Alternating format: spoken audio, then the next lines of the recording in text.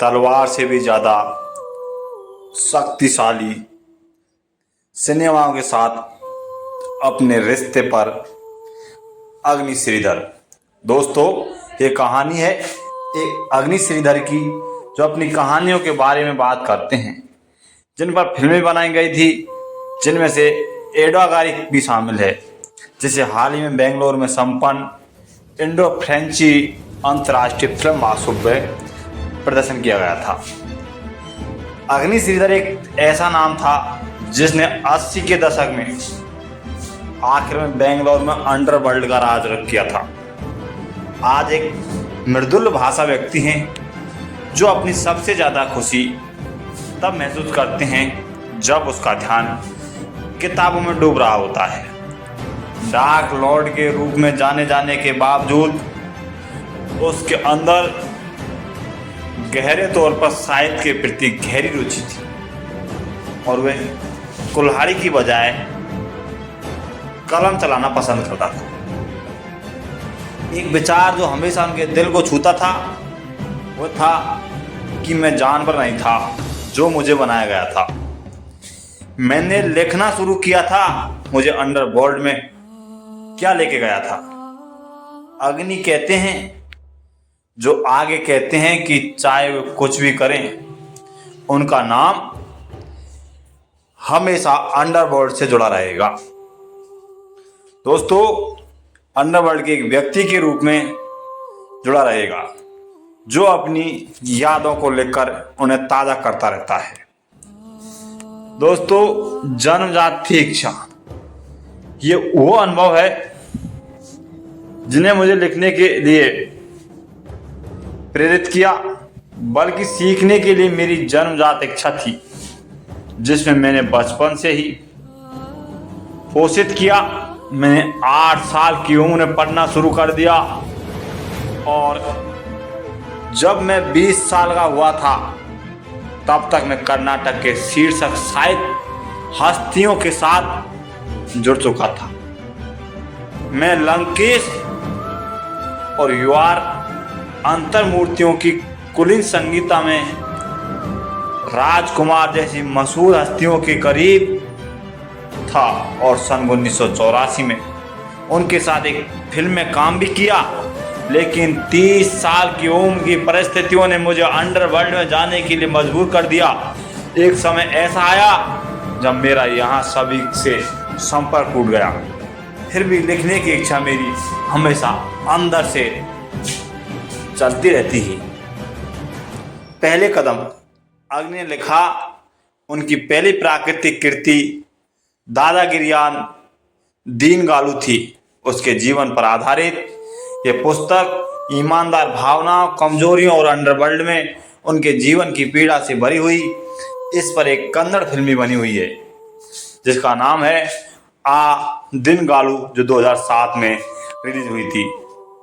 दोस्तों, के.एम. चैतन द्वारा निर्देशित इस फिल्म में चेतन कुमार, शरद लोहिता, आशीष विद्यार्थी, अतुल कुलकर्णी और वेद शास्त्र जैसे कलाकार थे।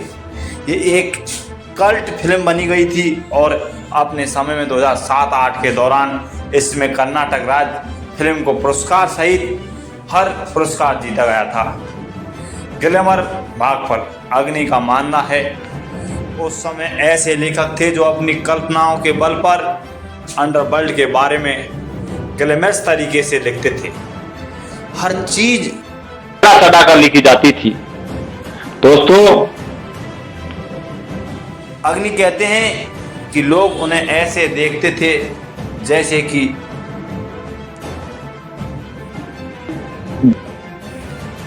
तभी मैंने तय किया कि मेरी और इस दुनिया के बारे में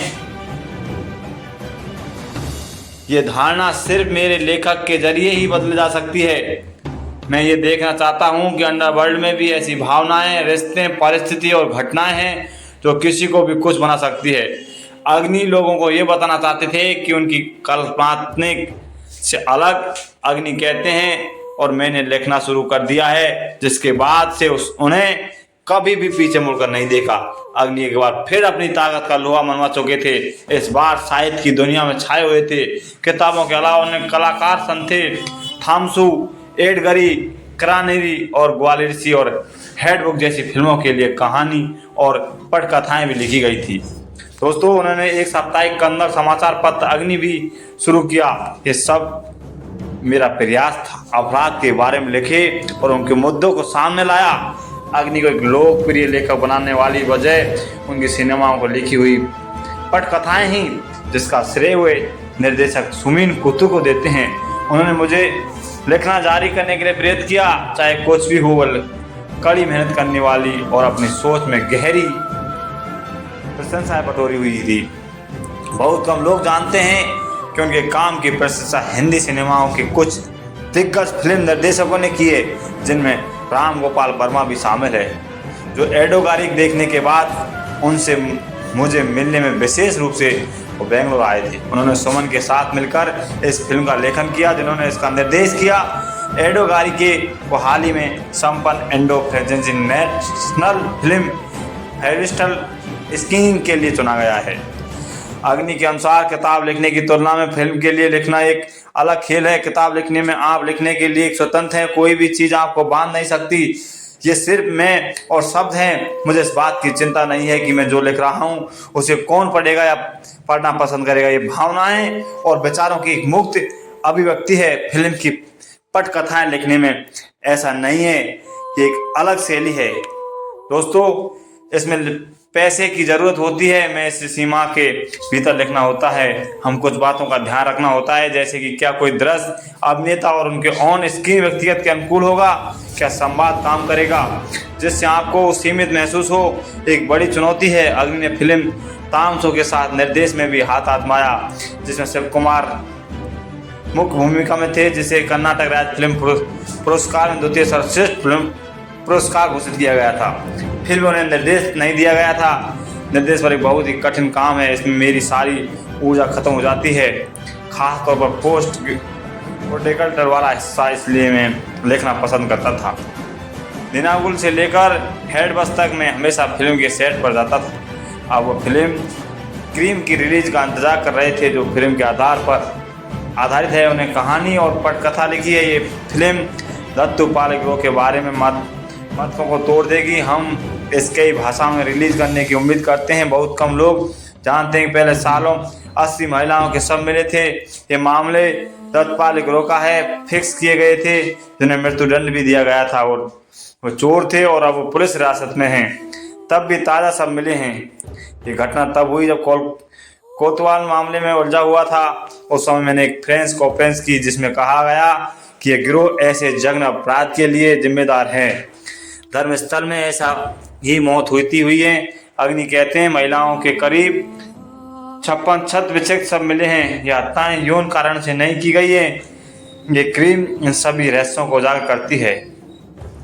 दोस्तों, शब्दों की दुनिया अग्नि कहते हैं कि साहित्य के लिए तैयारी की जरूरत होती है। आपको साक्षर होना चाहिए, पढ़े लिखने का शौक होना चाहिए, सिनेमाओं के लिए नहीं, एक दृश्य माध्यम में फिल्म देखने के लिए आपको तैयार करने की जरूरत नहीं है। एक ऐसा माध्यम है जो सभी वर्गों को में काम लोगों को आकर्षित करता है। हमारी जीवन शैली, हमारे कपड़े पहनना, बात करने, जीने का तरीका, ये सब कुछ अभिनेताओं से प्रभावित होता है, जिन्होंने हम स्क्रीन पर देखते हैं। और हर कोई शेक्सपियर, दोस्तोवक्ती और टॉलेस्ट को नहीं जानता, लेकिन हर कोई चार्ली चैप्लिन, राजकुमार, दिलीप कुमार और अमिताभ बच्चन को जानता है। जहां हमारे पास एक ऐसी फिल्म जो आमतौर पर आकर्षित करती है, एक ऐसी फिल्म जो आपके दिमाग और दिल को समृद्ध करती है।